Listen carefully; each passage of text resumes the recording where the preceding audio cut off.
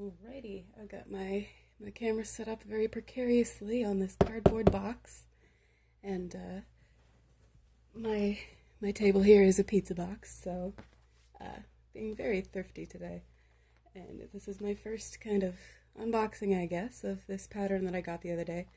And I'm going to try to modify the bodice because it's got the same sweetheart neckline that I want for these two slightly different transforming ball gowns that I designed 2 days ago now.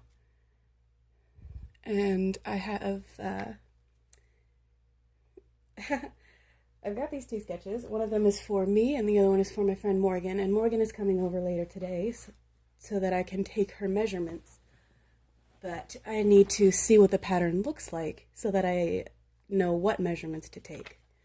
So we're just going to open it up. It is from a thrift store, so it has been used already. And, you know, there's no guarantee that all the pieces are going to be in there, so you should really check it out before you, get too ahead of yourself. So,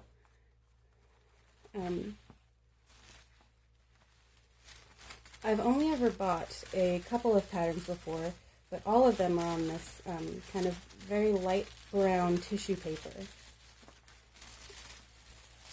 which makes them easy to pack up.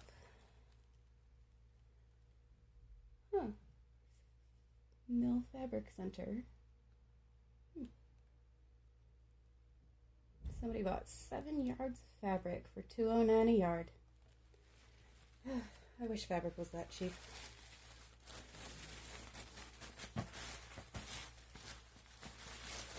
Most of these are probably the skirt panels because it is a wedding dress, and one of the variations it shows on the back has a long train, which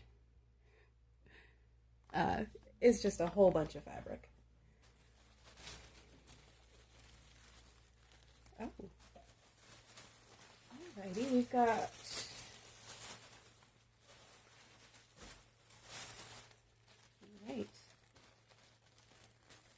We've got sleeve ruffle, bodice back,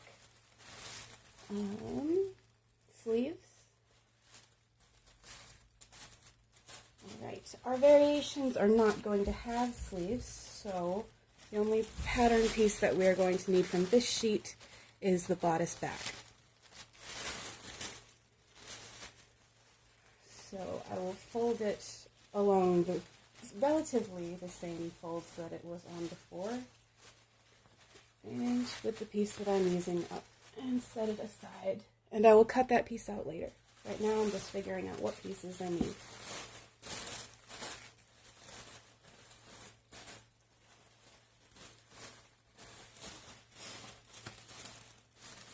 There's a lot going on here. And you do want to be very careful, especially with these older kind of vintage patterns, because the paper is very old and will tear very easily if you're not careful with it.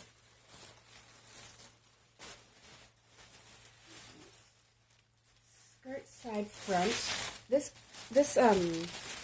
skirt patterns will be very useful to get some kind of consistency in the skirt length. I am fairly confident in draping skirts, but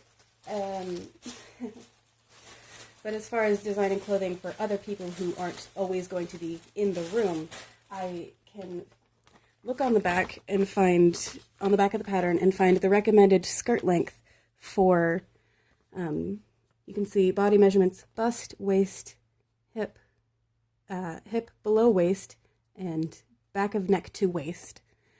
And then I can measure from her waist to the floor and figure out how long the skirt needs to be, and then either add or take away some from this pattern and have a consistent length all the way around, instead of just draping the skirt and cutting along the bottom edge, which usually works pretty well. For me, my handmade garments, I don't mind if they look handmade, but when I'm doing something for somebody else, if it's commission, then I like it to look more professional and well done. And skirt side front.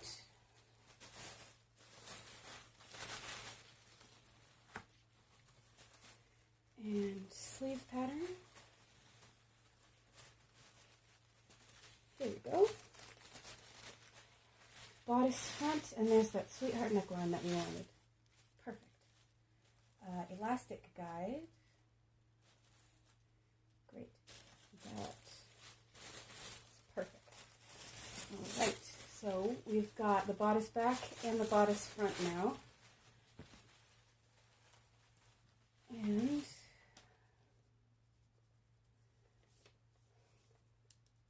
I'm not sure. Sometimes it says on the pattern exactly how many pieces there are and specifies them. This one says that there are 10 pieces, but I am too dyslexic to read all of this very fast, and I'll just I'll just see if they have either side front or side back bodice pieces just by looking at the rest of them. Which, this is the skirt back. Yep. And there's that long train. And I know you can't see because it's way over here. But folded over, this is the same. All of this last piece is one it's just one piece of paper. And the train has a pointed end.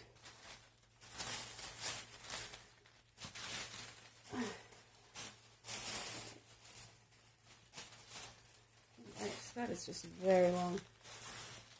If I ever want to make a dress with a train, I will definitely use these skirt patterns. But it looks like it only has a front bodice piece and a back bodice piece, which makes the modifications so much easier because then there's only 2 seams that I need to take in. You know, other than the darts, but... Alright, so in my design, I accounted for there being a princess seam, which it turns out that there will not be. So I need to either remember that or just take it out of the design, which for this one, since the dress is white, I can just erase it real quick.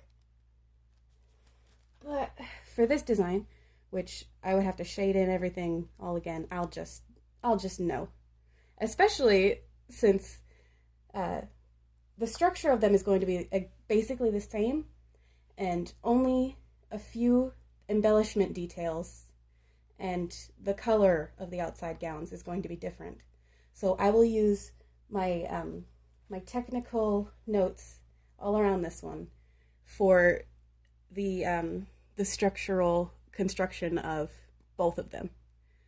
So picture references only from Morgan's brainstorm and design, and picture reference and notes from my original design.